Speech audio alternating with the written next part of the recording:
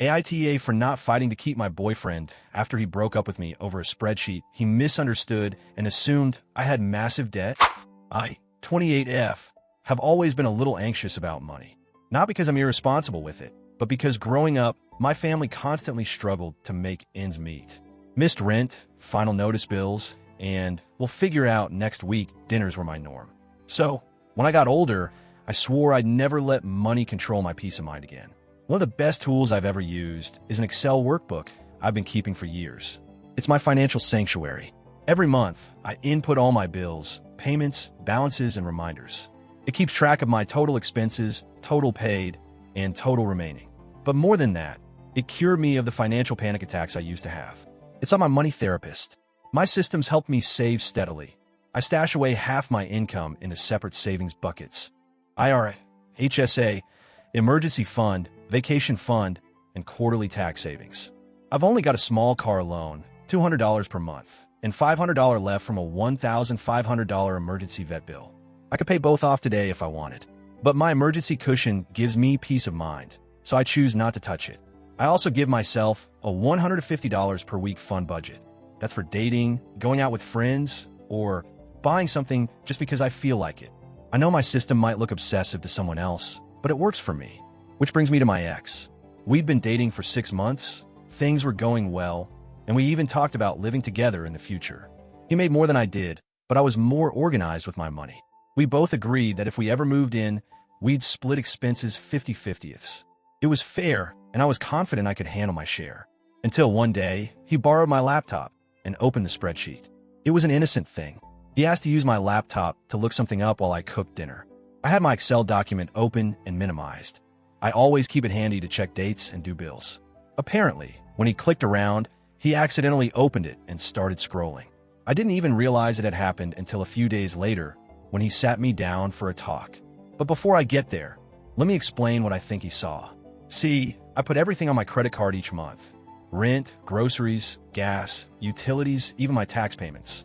It's a rewards card that helps me earn travel miles, and it's the only way I can justify the expensive flights I want to take. I always pay it off in full a few days after my bills settle. That part's crucial. I don't carry a balance. In my spreadsheet, I list a reminder line of my expected credit card balance each month, just so I don't forget to pay it. I told you I'm paranoid. That balance is high, but it's fully covered. I never spend what I don't already have sitting in my checking account. I also keep rows for department store cards like Macy's or Best Buy. Not because I use them often, but because I have them and sometimes get discounts. Their balances are always $0 unless I grab a sale. From what I gather, my ex saw the bottom total number in the spreadsheet, which added my bills and the credit card payment, making it look like I owed twice what I actually did.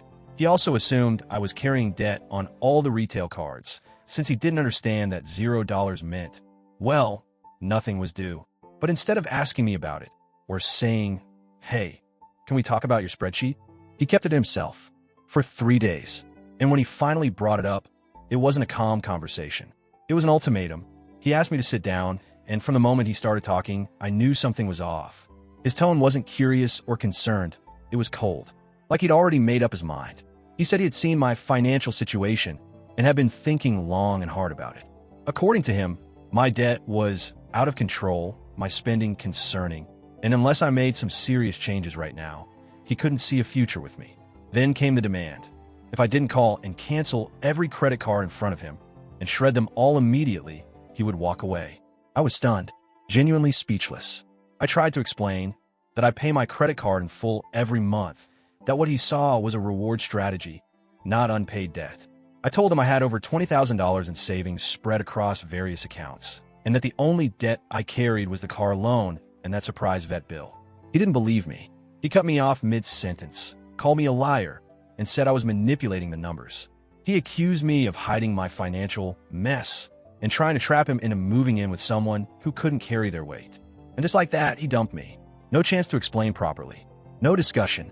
Just out. I didn't even cry in front of him. I just nodded and said, okay.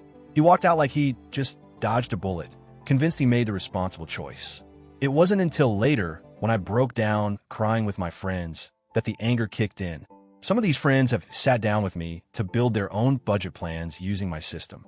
They know how meticulous I am. A few of them were furious on my behalf, not only because he left, but because he never gave me a chance to be heard. But the story didn't end there.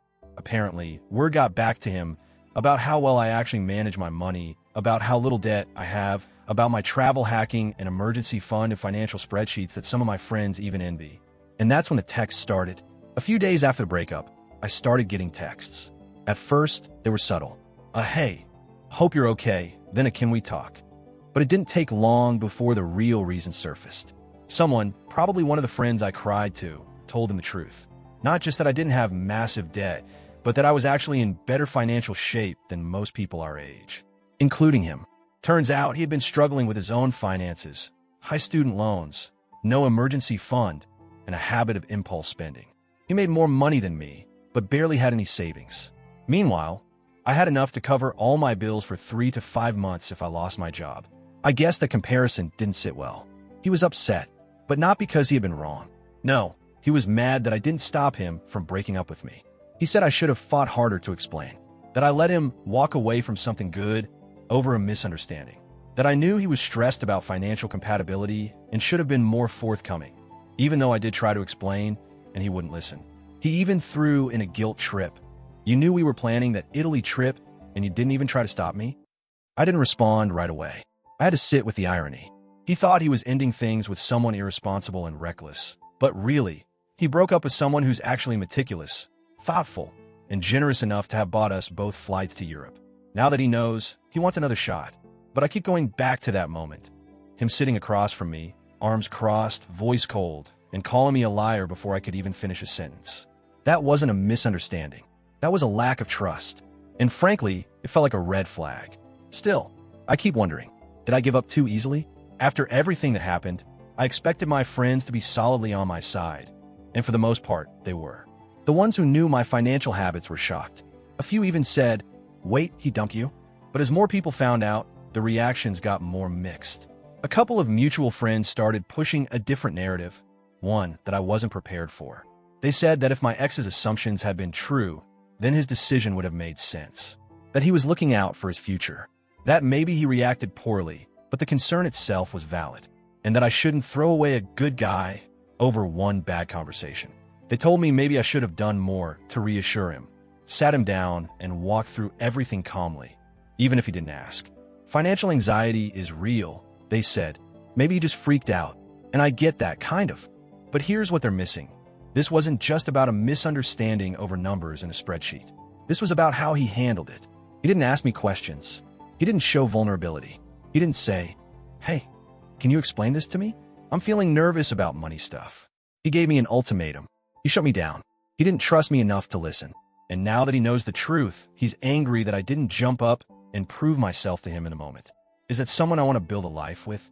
Still, I can't lie, it stings. Part of me misses him. Part of me wonders if I was too quick to let go. Part of me is just tired of being the one who's always too prepared, too structured, too put together for the people I date. What if I just scared him off? I've spent weeks turning this over in my head, wondering if I made a mistake. But the more I think about it, the more I come back to one truth. Relationships are built on trust and communication. And when things got uncomfortable, when he thought I was struggling, he didn't lean in, he lashed out. That wasn't love. That was control. He thought I was someone who couldn't manage her life. But instead of giving me the benefit of the doubt, instead of asking, "Hey, can you help me understand this?" he issued demands and accused me of lying. It wasn't about money. It was about how he handled conflict. And now that he knows the truth, his regret feels more like embarrassment than love. He's not sorry for what he did. He's sorry for what he missed out on. That's not a relationship I want back. Maybe I could have explained better. Maybe I could have been more upfront about how my system works. But should I really have to defend myself so aggressively over something that could have been cleared up with a 5-minute conversation? At the end of the day, I didn't let him break up with me. I just didn't beg him to stay when he showed me who he really was. So here I am, wondering if I'm the asshole for letting him walk away, for not putting up more of a fight, for not shredding my credit cards to prove that I'm trustworthy, even though I've done absolutely nothing wrong. Was I too cold? Too passive? Should I have pulled out my savings accounts and walked him through every dollar, every chart, every detail? Or was I right to feel betrayed? Because here's what I believe. When someone really cares about you, they give you the chance to explain. They don't make assumptions. They don't jump to worst-case scenarios. And they definitely don't silence you, accuse you, and walk away, then come back angry that you didn't chase after them. He didn't want a partner. He wanted someone he could manage. So no, I don't think I'm the asshole. I think I'm someone who values transparency, emotional maturity, and respectful communication. And I think I deserve someone who wants to understand me, not control me. But still, I want to be fair. I want to know if I missed something. So, AITA for letting my ex break up with me over what he thought was massive debt, instead of explaining harder or fighting for the relationship.